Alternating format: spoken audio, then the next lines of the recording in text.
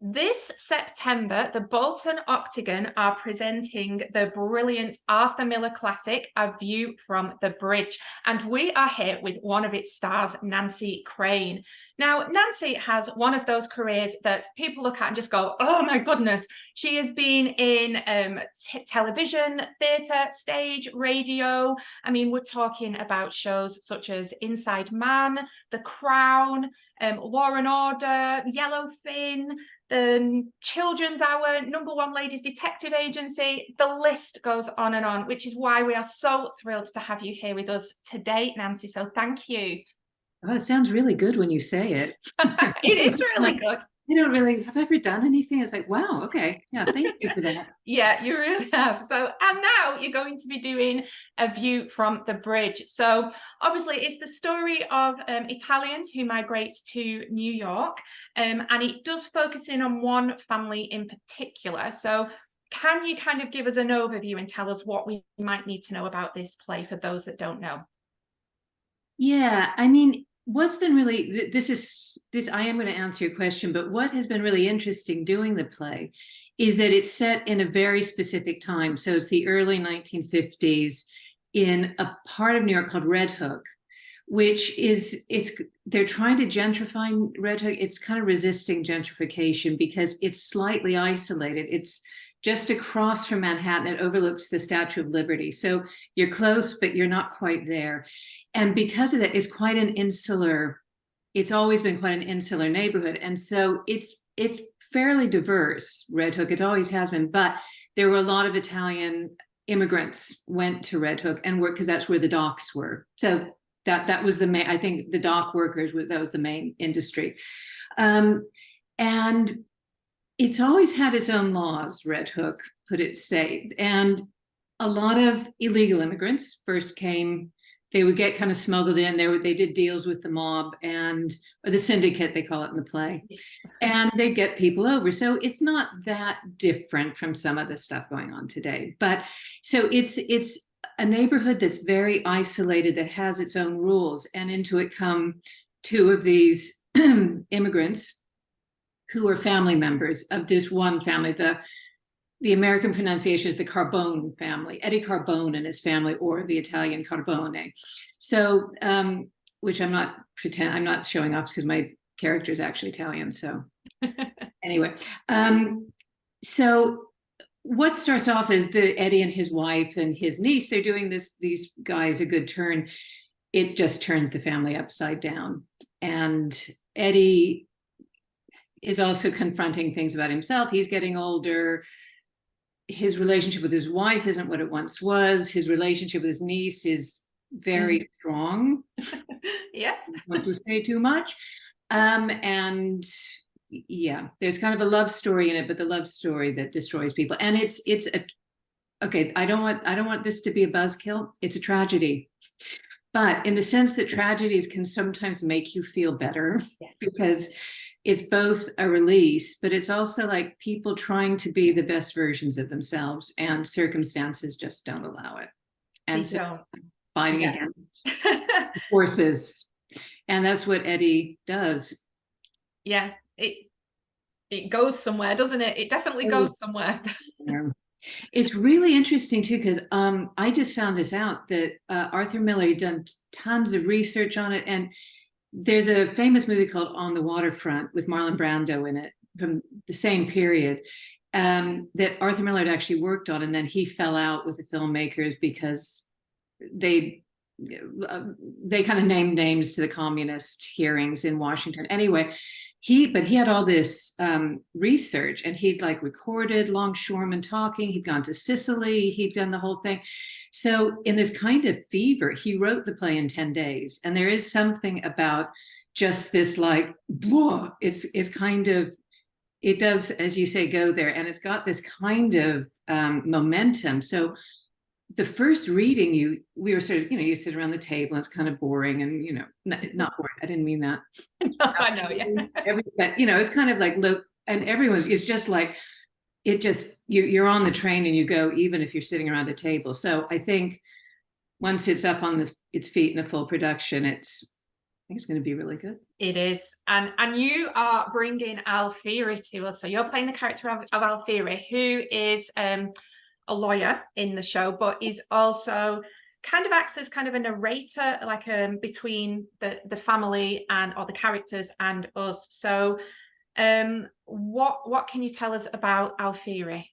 Well, the thing is, and the reason why I was really excited, I mean, I'm excited to work with Headlong, and I've only done one Arthur Miller. Yeah, I've only done one Arthur Miller play before, and I loved it, and it's great being in it.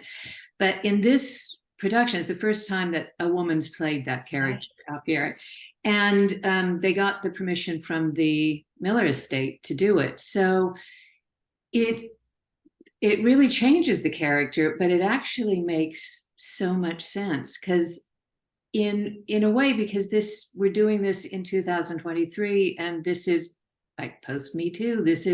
We're looking at the world differently, I think. And it's not sort of an explicitly feminist kind of reading of it, but what's really interesting is that Eddie, the guy whose world and family are turned upside down, he goes on this like mission, and the women in his life, his wife and his niece, are both like, don't do it, don't do it.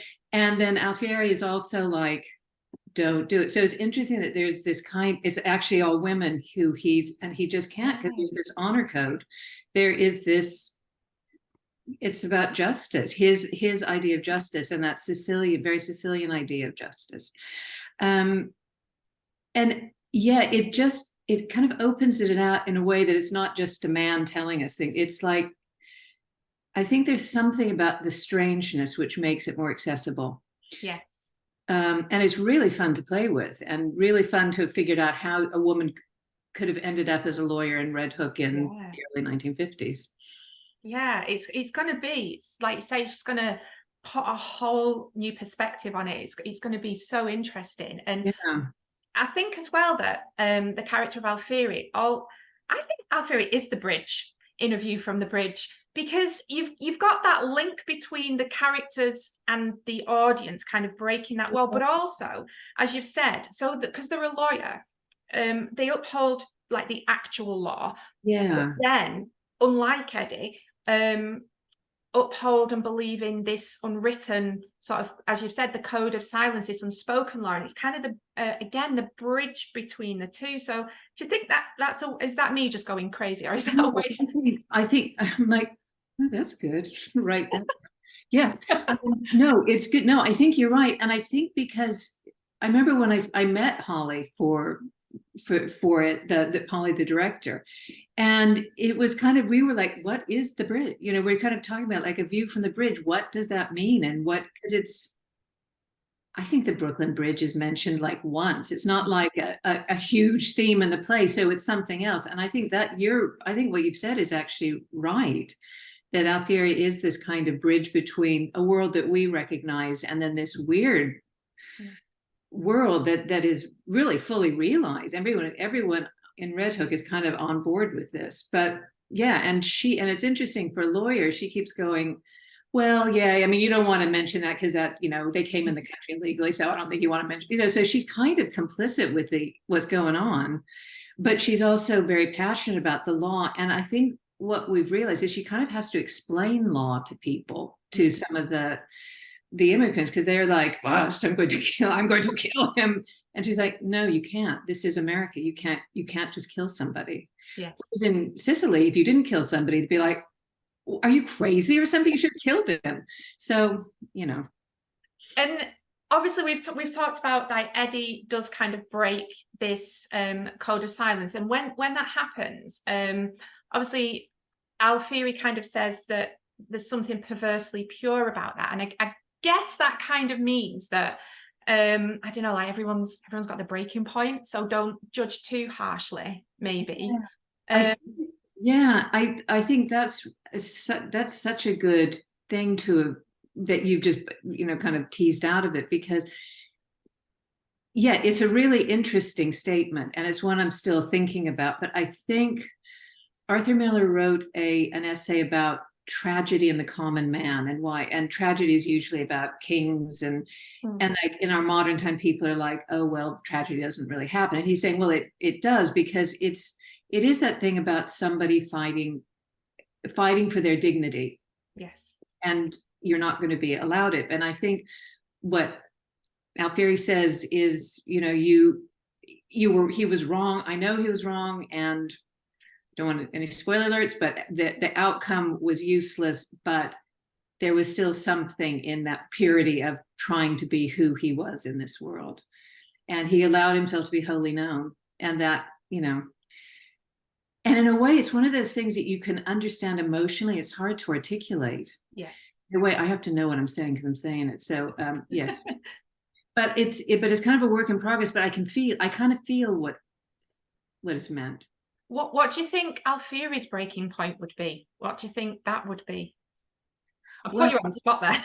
Yeah, but I'm not sure if this isn't the breaking point, because I think Alfieri is throughout the thing going, no, it's about the law, and I have to be able to prove something, and this isn't proof, and law is in a book, and at the end she's like, I don't know, maybe yeah. This is the way. And because there is something she keeps talking about is this isn't Red Hook, this is Sicily. Now we're civilized, we're American, we settle for half.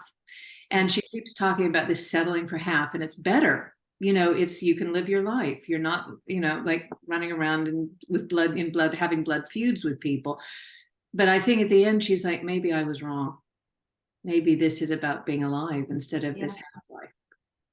That's today's crackpot theory. But I think that all, like you say, there's so many theories and so much discussion to be had. I mean, do you think that's maybe why this play, it's the longevity of it? I mean, it's revived all the time. It's won Olivier's, Tony's, been nominated for every award going. Do you think it's this that keeps pulling people in? Yeah, I think you're right. I think you've absolutely hit the nail on the head. And that not only can an audience go and see it more than once, to go, oh, okay. Oh, I didn't realize that was in there. That's what that was about.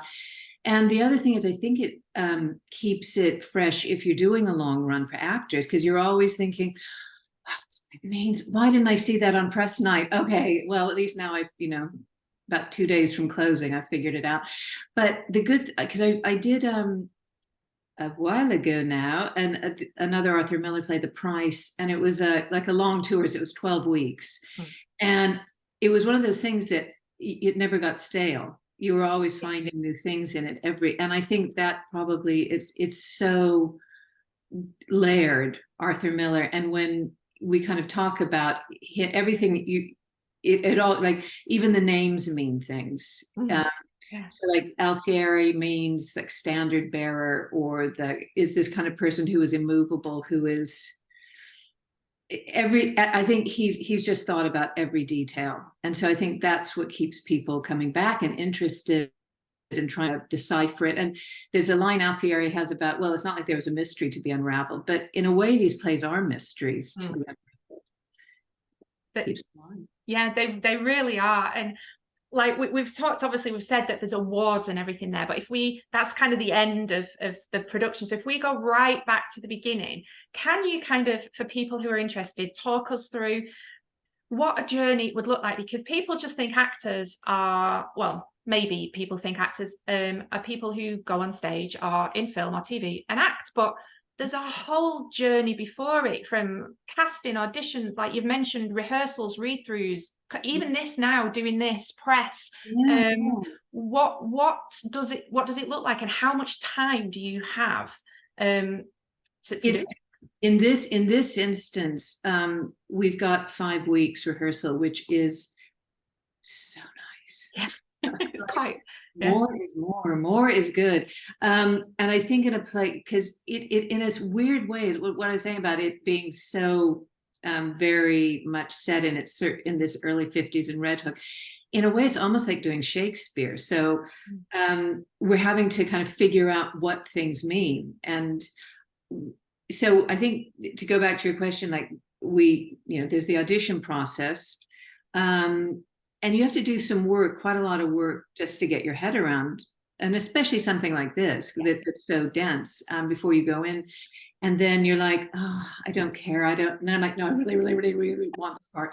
And then fortunately I got it. So I'm really happy about that. and I tend to be a line learner early because I hate learning lines and it takes me ages. So I tend to kind of try to get them a little bit in before we start. And then the rehearsal period, you kind of, the first day is always this, it's like the first day of school where you're meeting all your new classmates. And there's a big read through. So all the producers from the different theaters, because we're doing it in 3 different theaters, are there. And we see what the set is going to look like, and you get your measurements for your costumes, and it all seems like it's like it's some sort of happening to somebody else, and then you realize, oh no, I actually have to do this now. And so this thing about it being quite a specific time period that it's set in, we started rehearsing the play, we sat around discussing it, and then we all had research projects so that we could share research. So there was a lot to do on that. So you're both looking at the play, starting to rehearse, and then kind of going home and doing research. So I think I did about 3. Everyone had 2 or 3 that they did. So whether or not it's really specific about dating in the 1950s, dating for Italian American women's experience, the US at that time. So now we're kind of just going through scenes. But again, there's so much in them. You can try it one way, then try it another way and go, oh no, I think it's this. And I'm sure it'll change again. And because it's not got like a set, it's not like got a front room and everyone comes in and out. It's very fluid. So it's also figuring out a physical visual language for the play. So this afternoon we've got our movement person, Malik, in, who's going to do transitions between scenes. And we had the fight director in yesterday because there's fights and there's action. And you just see like choreographing a fight. It takes so long because it's on stage. You have to be able to reproduce it every night. It has to be safe, and it has to look like a fight, especially because you're on 3 sides of the audience in the Octagon, so you can't. Yes, it has to be quite delicately done, and it looks amazing. The one that I saw yesterday. So, yeah, there are a few in it. So, and then the last week is production week when you're in costume, you're on set, you're doing the lights and the sound, and I think we have smoke machines. Yay, which is I couldn't see tech going on for a while because it's like, oh no, too much smoke, too little smoke, whatever. It's gonna be. I'm not gonna say there's something else we're supposed to have technically, which may be cut because it sounds quite complicated, but it's gonna look amazing. But I think this is going to be a hard show to tech. And then you preview before the press night. And the previews, there's a lot of changes. So you rehearse all day, and then you do the show at night, then you get notes, and then you re-rehearse and do the show at night. But once you're open, then you have your days free again. Then you've got, so there's so much. Such a long answer. I'm sorry. Sorry? Such a long answer, Karen. I'm so sorry. No, please don't be. It's honestly, for me anyway, it's absolutely fascinating, and I know it will be to other people, because that's what I'm saying. You get people who might just think, and some of my students might just think that it's just about learning lines and going on stage, and it isn't. There's all of this to it, so it's really, really interesting, honestly. I always think the learning lines, which is just, it's horrible. I just hate learning lines, but that's the easy part. Yeah, that's the bad news. That's the good news. It's more fun once you have, then it's fun, but that's when you can start working. Yeah, it is. And you mentioned there as well that you've got, so this is between the Octagon in Bolton, Headlong, Chichester Festival Theatre, and Rose Theatre. Okay. So what does that mean? Like, how are these, do they produce it together? Is it like a finance thing? What does it mean? Yeah, and I think Headlong as a company, its remit is to, do shows throughout the country. So that's always been what it did. But so the 3 are producing it together, and they seem so. Yeah, I mean, I think they seem to be quite equal partners in it. Yeah. I think one thing that's really interesting is post-COVID, and you probably have a sense of this. the finance in theater has really changed, and so I think it's also the way forward is for theaters to share the the financial burden rather than just having to one theater hope for the best. And I don't think the money's around. Also, just sets, it costs more now, I think. And so there's supply chain thing, blah, blah, blah. You know, there's all sorts of stuff going on. And I think this is going to be the new normal. And I think it's a really good thing. Absolutely. It's a brilliant way to make sure that regional theatre, local theatres get the best of the best, and it isn't all London based. So yeah, because I don't think anyone wants that. I no. mean, I think it's a really, it's not, and I don't want to be like, oh, in the old days it was better, but it wasn't like that. It used to be like really vibrant theaters in different parts of the country. And it's like, I think that's what people want, actually. Yes, we do. And we definitely want a view from the bridge. We cannot wait. It is coming this September to our very own Bolton Octagon. So, I mean, there's no reason whatsoever why you should not come along and support. It sounds fantastic. It's going to be a brilliant production. And I, for one, cannot wait. So thank you so, so much for your time today, Nancy. Really appreciate it. For your time. And I will look forward to meeting you. Thank you very much. Yes, that'd be lovely.